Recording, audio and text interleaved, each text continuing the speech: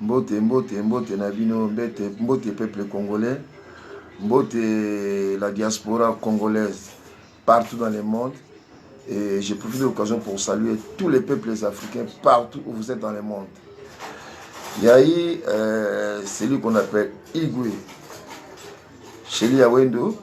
qui m'a appelé d'urgence. Là, c'est son lieu de travail. Il a eu des révélations que beaucoup de gens ne connaissent pas encore. Au cours de cette émission, à Relaxabiso, à Koyibisabiso, ma révélation, Oyoye, Azuna Mokili, Oyo Ebomba Maka. Nani atindaka président congolais ata bomi na ebato pendant la campagne électorale, ata ba étudiant bazo revendiquer ba tuna ba bomi na ebato basala ke lokote ya omi tuna o to kotuna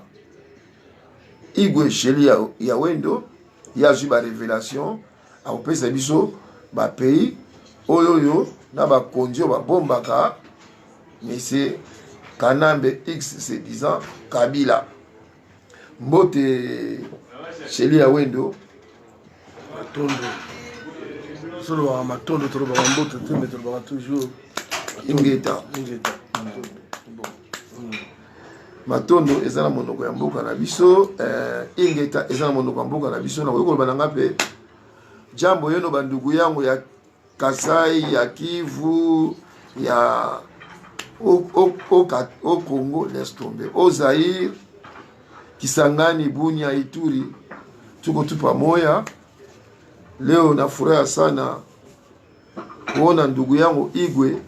Sheli Awendo, mtoto ya Kongo ya Totila, aliniita nikuye sana mbio juu ya anasikia nani ule anafanyaka Kanambe u Kabila auwe watu ya Kongo. Hakuna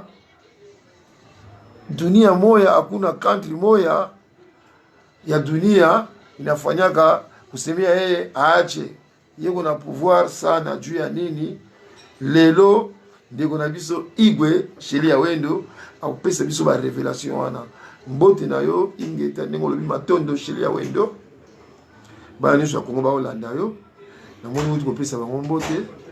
Ndenge na loba lelo ngana ye awa po ebisa ngai ke aujourd'hui ba révélation moko na monde pour le Cambouana et Zoé Banate soi-disant ou se disant mon projet Congo pouvoir ici là depuis quand?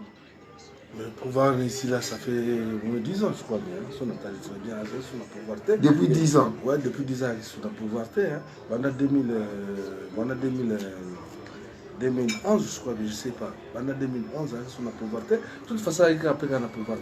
parce que pouvoir arracher qui encore agir. Pouvoir bazwaka yango baboto na yango ya kotaki na minduki akoma na minduki oya kotaki wana zosala na les assemblants les maquillage moko balimba maquiller peuple congolais na misu na ye pour abima propre na bambembo asali ndenge abima peuple congolais ndenge asakali na peuple congolais amoni so bazoba na batata na mama papa na susi sere la kufa du corona ye makambo ebele kaka likolo na ye ani kokite pouvoir te. Le pouvoir a nous quitté à notre mbalo vraiment à la mutambu ya 2 lions 2 tambu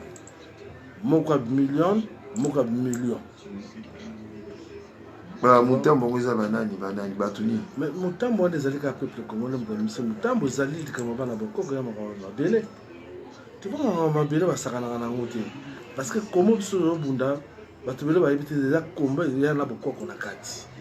bakoko na sous maki de 4 janvier 1959 maintenant on peut se battre combat à peu près la date où on a combat la biso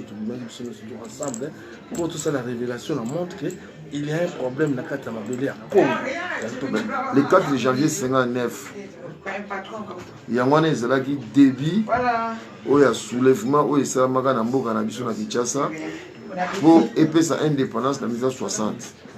mais sikoyo indépendance na 60 dit lelo to komi tout justement en 2019 ça fait 60 ans chiffre 60 ans ngolobi ndenge nini Igwe yango etindi révélation lelo autant que la biso ba pays oyo ou ba konzi oyo baza derrière monsieur X disant Kabila non omoni Congo ezwana l'indépendance de tili ti lelo Congo eza indépendance toza indépendance moko choisi moni alors indépendance moko choisi ali mpona nini mpona mabele na biso ali trop riche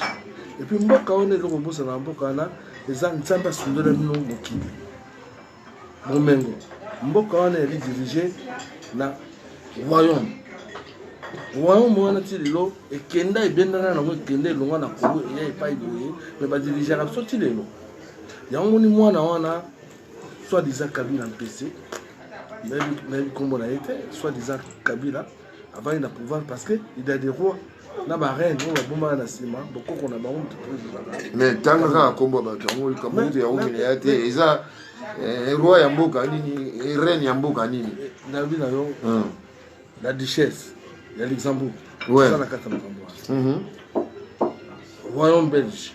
donc roi ya belge mais c'est Philippe aza na kati ya makambo wana reine ya Hollande aza na kati ya makambo wana Suède baza na makati ya makambo wana bon baprésident ni baza na kati ya makambo wana baprésident na baza dirigé par les rois culture na bango ezo dirigé baprésident wana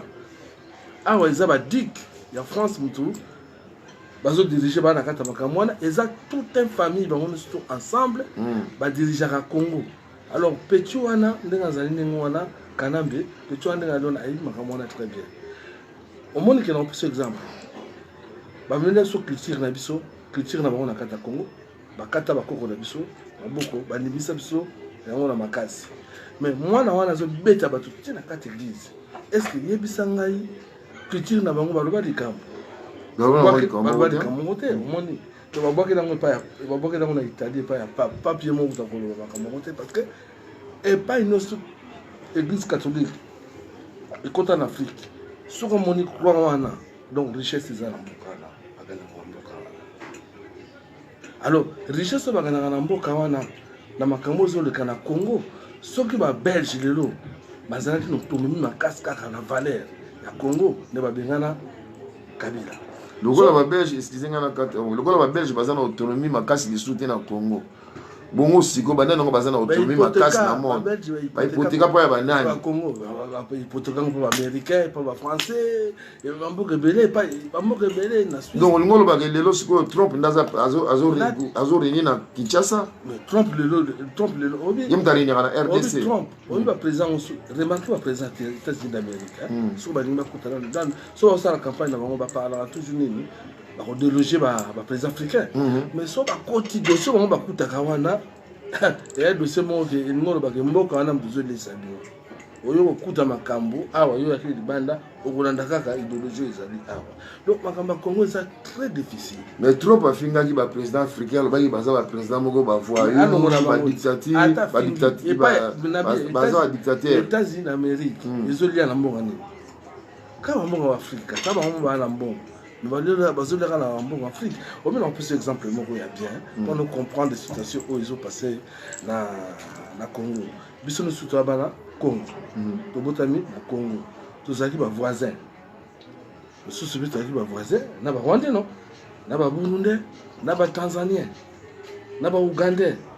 métissage wana esalama banda kala depuis 1920 Congo ezalaki pays moko métissé déjà métissage esalama na kati alors à partir ya métissage wana tozalaki na bolingo na kati toza na bana oyo babotama na kati ya Burundi bana mosusu mpe babotama na kati ya baburundi babotama na kati ya Congo tokobengana bana wana te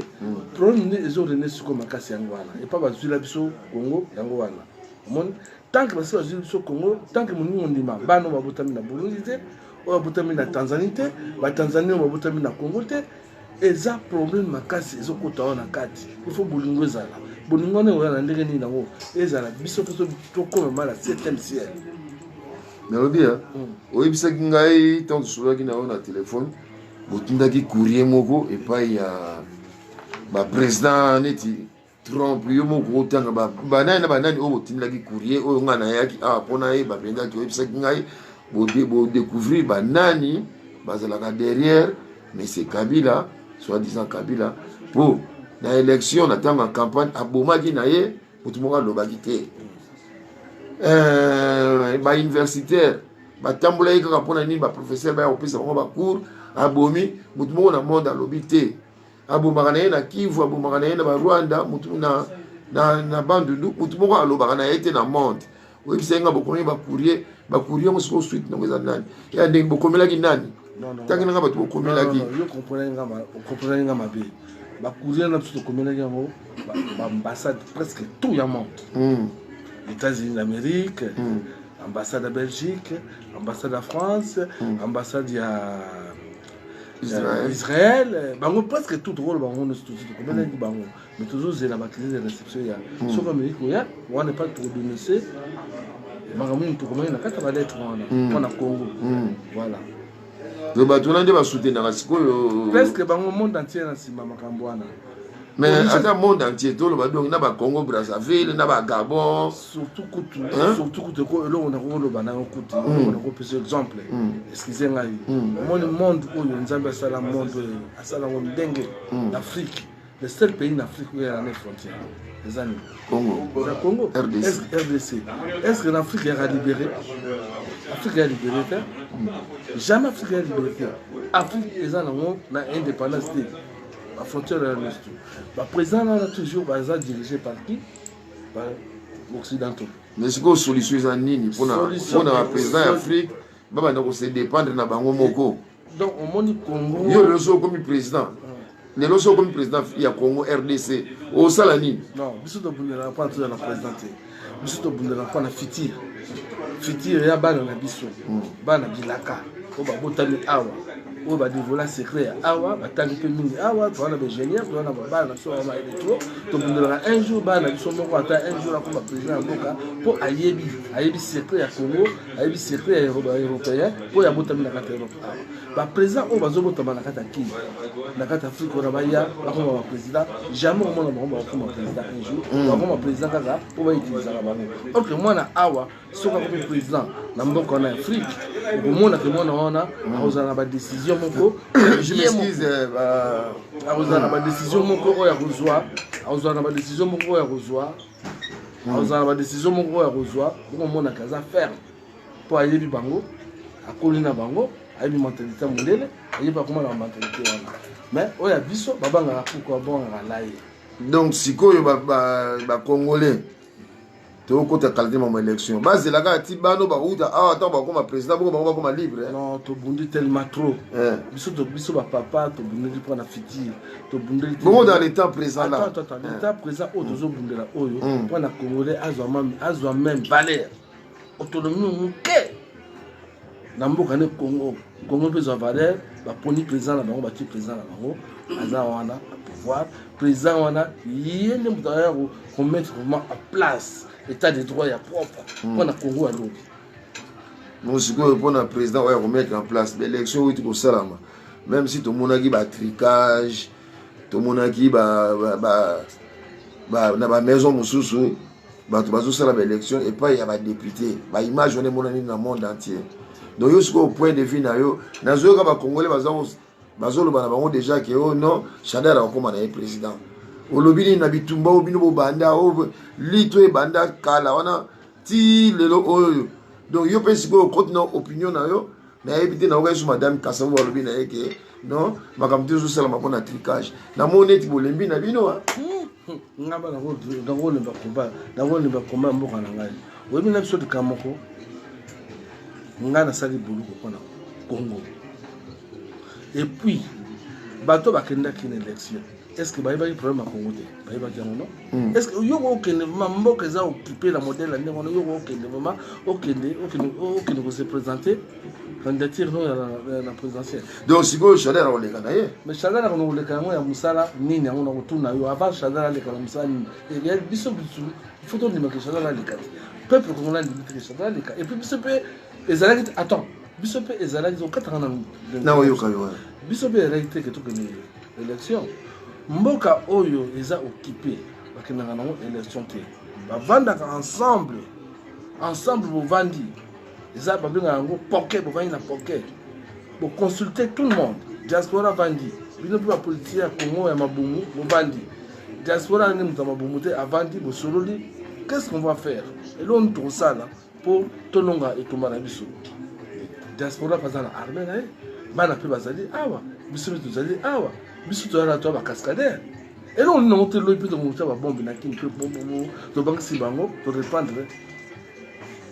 flambeau na biso ya congo alors bapoliticien na biso balingi ndenge wana te mpo bango na bango bayebi nde baliaka mbongo na bango donc soit des policiers ya mabumu alors yango nga na osenga bona osala appel moko ya bien appel wana appel wana peuple congolais bayoka ndenge oloba na appel no osala peuple congolais appel wana appel osala appel moko ya bien omoni biso nyonso ozolobela lobela bango biso nyonso tozobunda combat oyo toyebi tina nini tobundi combat mpona mabele ya Congo mais le 4 janvier le 4 janvier telaka peuple le 4 janvier le 4 peuple congolais zolanda yo lobela bango le 4 janvier oyo c'est à 2019 dans 2 jours oyo tozala na motema ya malamu ata ozala ba obligation na yo ya moke lingana nous penser na Congo lingana nous penser na Congo tokende na ambassade wana monde entier mona ke peuple congolais telemi parce que makambo ezoleka na Congo eza impossible boko abandonner mboka kitoko lokola Congo ndenge wana te mboka na bino bosambwaka na ba élection moko ezanga mutuna makolo o bino moko bolinga ibokende omoni nga personnellement naza nga contre la muka te na yepe mongamba na muka te mais nazokende na ambassade de 4 na obelela mpona nini po tolakisa autonomie honneur ya peuple congolais papa excusez-moi bato basi bakende na baambassade ya trop bato basali bamarche ya barépublique tina château rouge ya trop donc sikoyo toparle sur le président bauti kosala élection ezala trike te tomonaki panda bacampagne nana aza favori nana aza favori te wana monde entier bamoni yango sikoyo bino peuple congolais biso peuple congolais tomoni mpena ke moto aomene yeyo ale sikoyo nga na remarke peuple congolais presque même madame Kasavu na yebi te soko remarkaki yango on dirait yé pas lobby na écoute na ndaki mama lobby ne vineti chaleur ko gagner na yo pe ko appuyer makambo wana ngana ko appuyer makambo wana lobby ni ko likambo wana peuple congolais assassiné na défaite avant même proclamation lobby ni non loba na lobby non on peut ce exemple moko ko accuser na madame Kasavu tomi loba biso mo ba congolais tomi sosola mbemba pareil non aganaki élection te wana mbemba voilà c'est le passé et ça le passé te c'est le passé papa so ça na passé na ona mokili o progresser te na bosanité voilà merci toye papa tu sais que aganaki non aganyaki c'est le passé mais makamune le kaki il paraît batrikaki bino kimboka na bino ils ont occupé bosiko ya lelo oyo boye loko ya lelo bango batiaki makasi bakende nga mpe naboyi nanga te personne naboyi tobeti bravo non toyaki na 2 personnes oyo bake élection bantambu mibale toti Félix c'est pas la peine ofinga bango toti Félix azwi badécision na ndenge na ye toti Fayulu azwi badécision na ndenge na ye mais décision Félix azwaki nga mpo na nga na kotiso vérité na mona yango mabe te tuna nga pourquoi na mona yango mabe te okotuna ngai parce que bino bacongolais moto ako désisté na likambo alingi te adésisté alobiki nalingi te nga na kokende élection na ndenge na ngai mais eza bakoko toa na système ya chasse ya de ntambu bake chasse mpona kokanga motu Félix azoya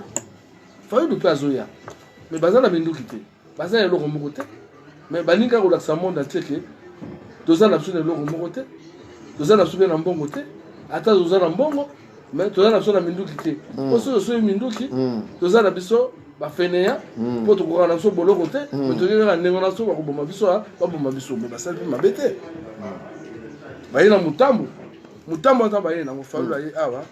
Félix aye awa na kati yana po ya journaliste wana mesi Shadar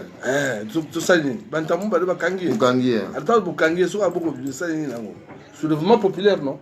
eloko tozozela yango wana soki attends soki opinion ya mokili elandi histoire ya Congo peut-être bakoki kotia na bango Fayulu président allez après oyo etikali wana ye moko abundana na problème ya Congo ye moko atambusa makambo na ye na bacompagnateur ya pouvoir ya Congo o bazwa Congo yemonga solo na bango po yo moko lingi yango kotaka na piège wana to na piège wana biso na bino to na piège wana bo to kotala yo soko za mama makasi na makambo zo lo bo misa bato wana libanda peut-être le bravo non pour le sanga na robeta bravo na bien ozana o mutu ya oza combattant ngala combattant soutenu combat résistant voilà étant résistant bozali pour les élections té voilà to yokani mais siko eloko ngana zo kamwa comment peuple congolais résistance pour participer qui ti lelo soki mais c'est X c'est déjà Kabila c'est un citizen ngai mais c'est X c'est déjà Kabila sera posé troisième mandat en tout cas ngana yebi que apport il y a résistant et jouer grand rôle mais comment si le peuple a outu koleka élection na ye monde entier zo mona nani akoyi ko gagner élection wana mais nazo mona sikoyo le peuple congolais il s'est fatigué résistance ceux qui baza fatigué bah on ça l'appelle au titre que l'ambassade donc peuple congolais ça fatigué ba na baza fatigué on monte ba na Congo de batelemi ça ba koko bi batelemi mais na Kinshasa ba hôtel ma penate par rapport à Beni on moni ngana option ka ba on ba li hôtel ma te ba boyi ko kufa bino bo ndezo pouvoir on moni Beni wana la sengi ba bravo il fallait capitale à Congo ils en ba na lokola Beni anasema kama kapitali ya Kinshasa ilikuwa Beni nadhani Kabila aliacha kwenda zamani anasema bravo na watoto ya Beni mnamontre tena muko nguvu voilà ile jua anasema voilà bila ukamati bata capital bozo ko kwalumwa kwa mute bata politique ya mabumu bata politique ya lokoso ndenge ya hotelema babunila makongo na ndenge hapo donc sur le point là yo donc bato à Kinshasa faut pas l'exemple bata Beni mais ça ndenge on a pour l'instant c'est Beni mutuzo mo biso eza na capital c'est Beni mutuzo za na combat la biso eza biso mutuzo za na combat mais na ko yo ba bato ebele ba résistant ko mo lo baka aki ono bato nyos bala d'exemple bato Beni bato tout bon eza bokoko e utaka parce que au monde ba na Beni kuna ba bokoko zali kuna tibelo bino bata capital bo bokoko ti nga mutu ko la nga personnellement Martin Fayulu, ça soit Félix Tshisekedi, dans le moment où pour voir bateau bafuka mais la nzambe Yezu aya bangote, tant aux autres combat. Na mboko ba boteli bino yango ya bokoko. Ba bunda kango na esprit bokoko ba bunda esprit ya Jésus te yo Jésus ayebi yote Jésus za mundele makila no suza la rouge. Mais oya makila na bango ya batu mundu te. Eza ya bango yo no bundela combat na combat Jésus pourquoi? Je m'excuse, comme on a remarqué sur Internet, c'est comme si le peuple congolais est déjà fatigué et ils croient à leur défaite. Pourquoi la défaite? Pourquoi ils croient à la défaite? Pourquoi ils croient à la défaite? Parce que tout ça, combien de personnes va mener au sein de ma campagne basé sur 6. Mais besoin mbongo belé na kata Congo. Yo bien ngote. Katou besoin mbongo belé na kata Congo. Oui, na boité, ayiba. Katou. Attends, tu vas venir 6 euros.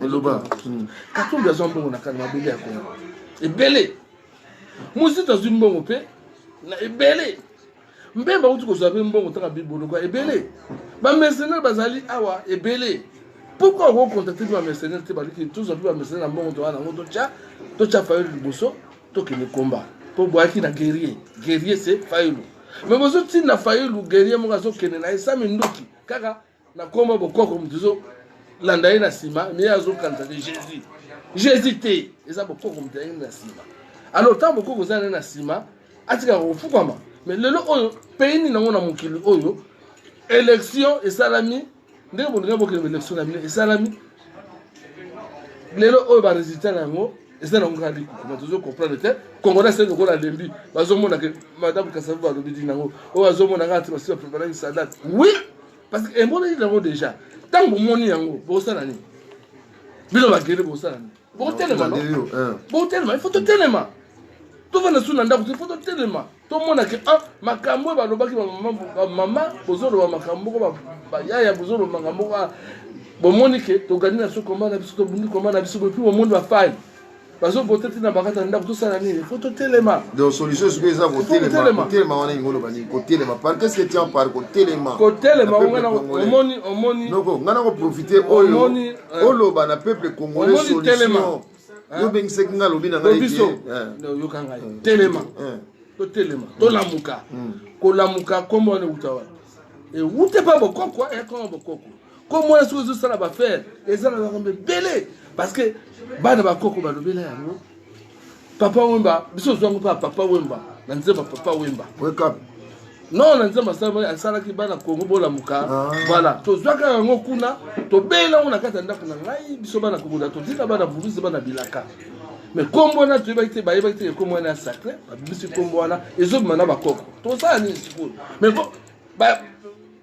bela peuple ayoka mais boso ba minduki au cas faulu ba mettre en place na kiti na bokondité nenga sali campagne na été il faut to somba ba minduki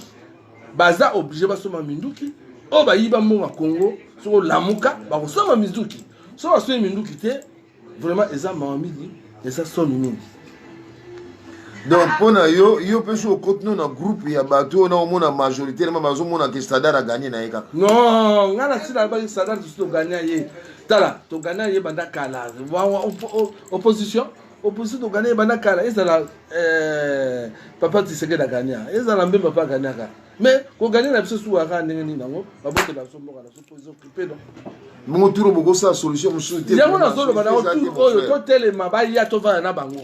ba cascadeur ba yali oyo ba ko ko bouger mboka na bango ba kimi eloko bango bazo bosa na yango wana ba jeune garçon ba yali na bana Congo da toti na baza ebele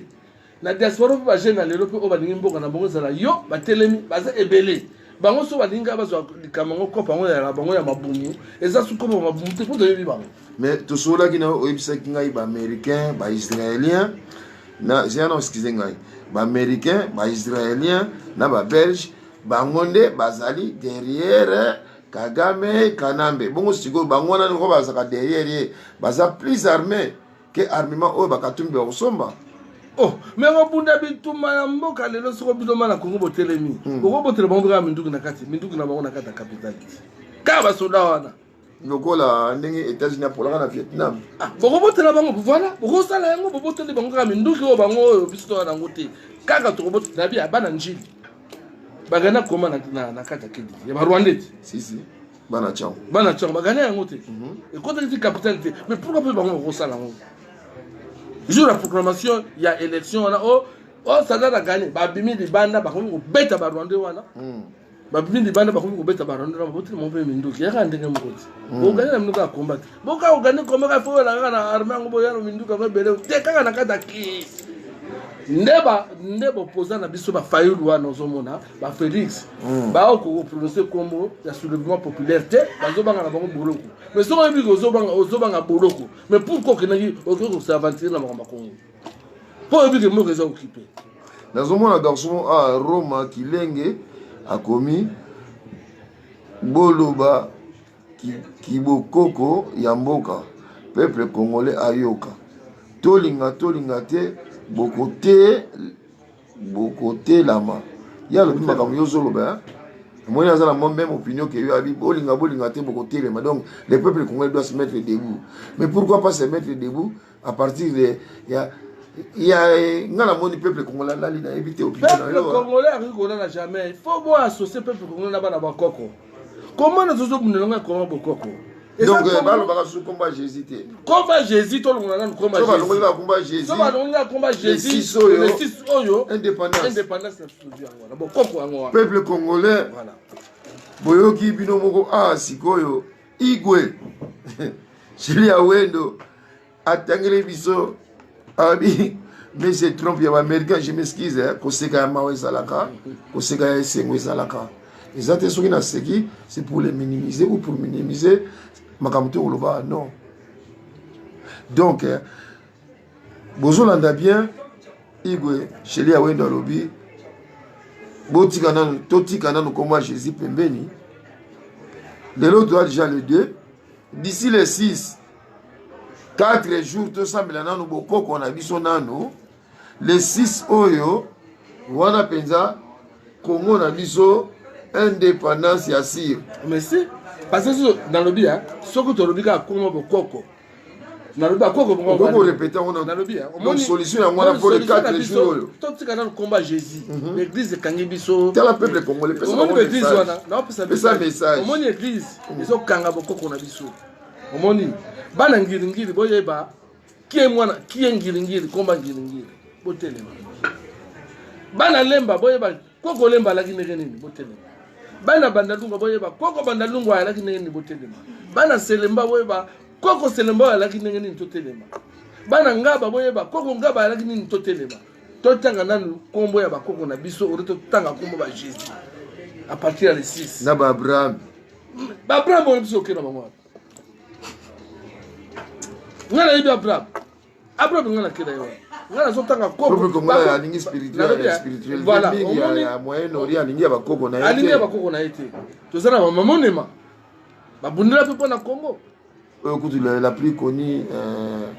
qui pas vite abundela pour l'Afrique pour la mabele Afrique pour la mboka na Congo royaume Congo tozana kimbanga alobela lina alobela akufa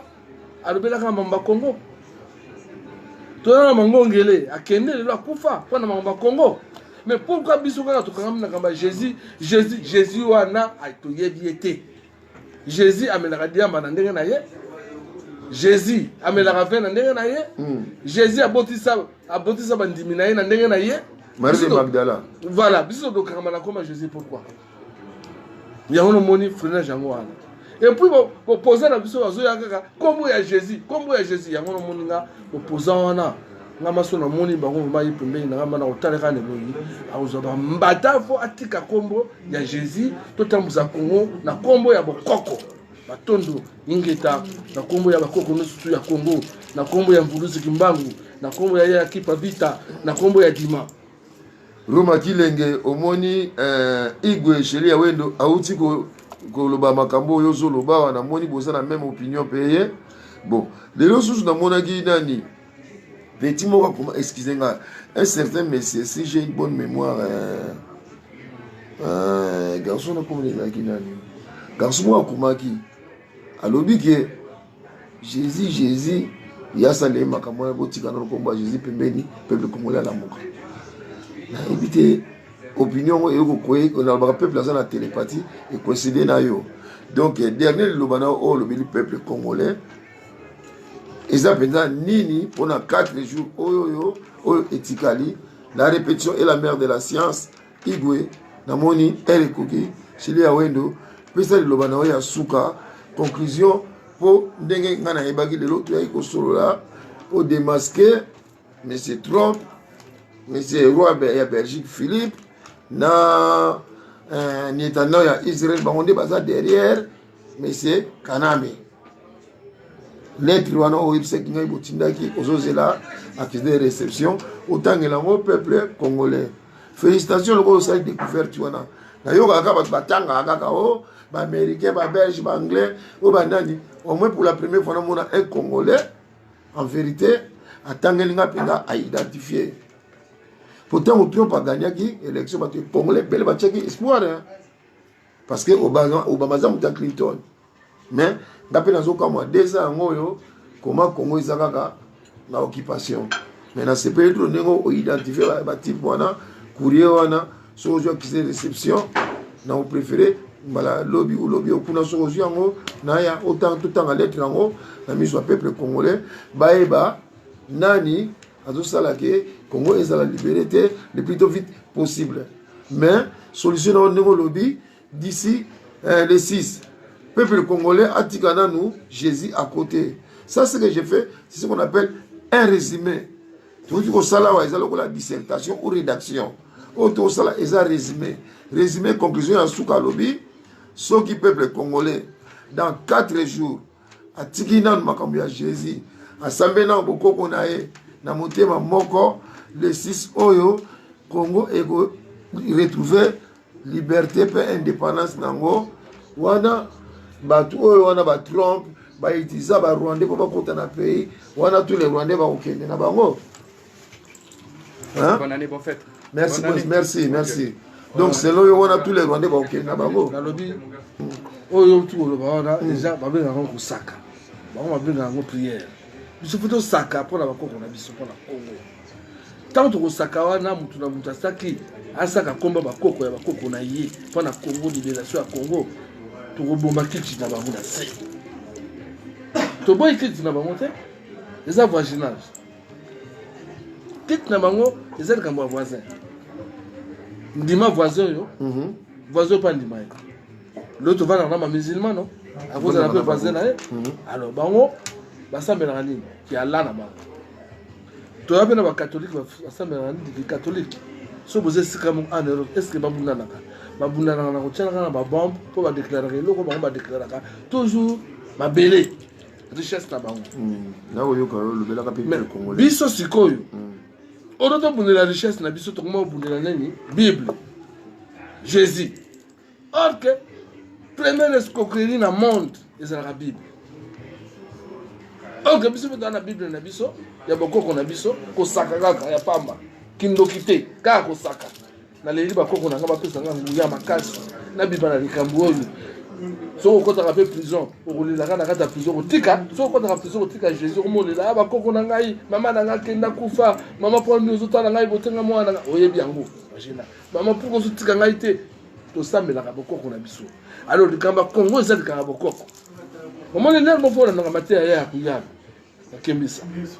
parce que chaque dimanche voilà président ya Congo datotila soko na nga mwasi wana makamba lobaka okondima et puis elo moko zobosana te biso ba congolais toza ba première personne na monde awa na kati Europe awa tonata arc de triomphe to simba epé wana donc ça veut dire ba pesa biso quand même chance wana makambo biso lozoloba c'était le 4 janvier 2018 voilà ba pesa biso chance wana ba ibake ba congolais basi basimba epé wana pouvoir des pas na bango mais bato baso basimba pouvoir bato na kamda komba bato ka basala révélation ya Congo eza maladi kaka bango mais pourquoi ba makambo biso lobaka lelo oyo bocha yango na mato na bino te bino kaka Jésus na ba président na bino na ba dictateur na pouvoir na bino no fukama anga Jésus ba timi noko likolo ay mais c'est quoi cette histoire de Jésus d'où vient ce Jésus là asa ya biso te koko na yo est-ce que koko na mundele koko na yo koko na ngaza mundele te abongo samela koko na Afrika pono ngabitumba mabele na yo ngana suika kaona pona lelo matondo on se regarde les 4 nous sommes tous dans l'ambassade à partir de 14h l'ambassade de France ou bien partout dans le monde non to stengi oyo bazana courage ndenge autour le bate Congola lembi mais biso to courage le 4 janvier ngai bana Congo totila ba mama ya Congo totila bana bilaka le 4 photo telema susu to kende pour pinijo bato zo pesa biso ya ngoto bimakali banda oreto na minduki ezaka ba politicien na biso par curiosité na monaki RCK bazalaki te na liste wana mais RCK comme RCK ya maître Salina ba Michel Tungasondo Fula na monaki komona ya RCK te lobi ni mais bazam na lobi ya RCK toi mon RCK wana président Sali eza association moko politico o bazo bundela vraiment Congo RCK nous mona tilelo batika mangamba Congo te mais pourquoi nous mo évacuer bango faut que tshaka pe Congo na ona kati alors mon division wana eloko biso boya yango wana yango na osenga président Martin Sali RCK eloko makasi likofa makasi en tout cas tozala na bolingo bola ka bolingo les 4 les a devoir ya biso no surtout tozo kenete kuna o pana la muka non ngala la muka te pona libomo mais la muka kapona babele na biso ya Congo na sengi président Sali tozala les 4 pour te dévoiler makambo ezolika na Congo ezela mabe ezela malamu biso zokena biso ka pona Congo le balanga ya suka je m'excuse na ndenge sololi awa na yoki j'espère que ba peuple congolais balandi yo na opposé motuna moko ya suka tout le monde a awa soki ba terroriste ba attaquer France même les États-Unis na mona ba komaka na esprit ya union sacrée de l'intérêt supérieur de la nation ça y en a pas chez les Congolais pourquoi même dans le combat ou dans la résistance, on a remarqué que l'intérêt supérieur de la nation est la gâté. Oyo kuna soinina oyo oyo kuna fingi oyo kuna donc IDPS akeboye balamuka bakeboye bacombattant nani baodo bakeboye bamisusu l'autre là comment il s'appelle babe bakeboye. Pourquoi ça? Intérêt supérieur de la nation et Zalagate, même dans le Congo, même à l'extérieur. Pourquoi ça? Mais dans le bien, la minute où tu as la question, les élèves, tout le monde a la salle d'appel. La salle d'appel, tout le monde a la mais le problème est que tout le monde a la ceux qui bâtissent bombe, ils ont intérêt à Congo, les politiciens ne sont pas sanganaka. Voilà. Ils appellent le Corabiso, le loco de Congo, Congo est agressé. Non, ils ont biso tout ce qu'on nous, pas partir na biso la muka, oh bon aboye, oh bon non, toya nanu, to buna nanu Congo pour Congo est agressé, tous on a une solution. Il y a les cambo tous en ango. Tant que vous avez solution, ce qu'on a ok na gauche, à la gauche, ok na droite, à la droite, ok na avant, ok on a sima, sima. Mais pour l'instant, tout le monde n'a pas la nation na biso Congo. Jour où on a photo lingana pour na Congo les 4. Tout le monde n'a pas na Congo. Bango bene bakenda kiwana, tout le monde bakenda ezalika pour na Congo. Donc to on négliger bango te. Banani. Bango so bala mu parti politique na bango mabomu. Bakenda pour na Congo. Même Bagrasser, basala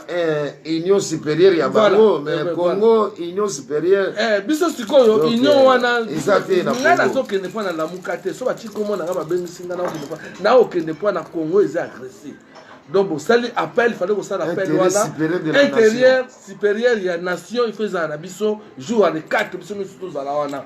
O ezana ba kamina mabe akamata bo kamina mabe mbula sikape bandi nga kutu na singa senga tout le monde oya finga ngai oya lobana nga mabe onga pe na finga sa senga ba pardon pour na Congo et qui me dit tolonga bitombo tozana ngo batondo na kombo bakoko. Merci ngape na profiter occasion ninga uti koloba nga kutu na banda ka batute soko yoki mutu nga na mabe yeba mutu na banda ki ngai mais na mabe na malamu eza ane asika. Je pardonne tous ceux qui m'ont fait du mal et à qui peut-être que j'ai mal parlé, je demande à ceux qui me pardonnent. Ils ne sont pas obligés. Mais bon, par courtoisie, je demande à ceux qui me pardonnent. Dans ce peu de mingi, il y a un message où tu dans le peuple congolais, intérêt supérieur de la nation, agresseur Nabiso, ou supporter agresseur à Congo, ou dévoiler Bango, tu la courir. En tout cas, peuple congolais,